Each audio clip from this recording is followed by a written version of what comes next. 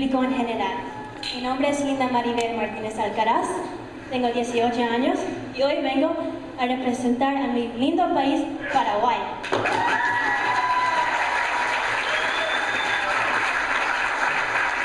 Tengo puesto el traje típico que se llama ñandutí, escrito en guaraní, que significa tela de araña.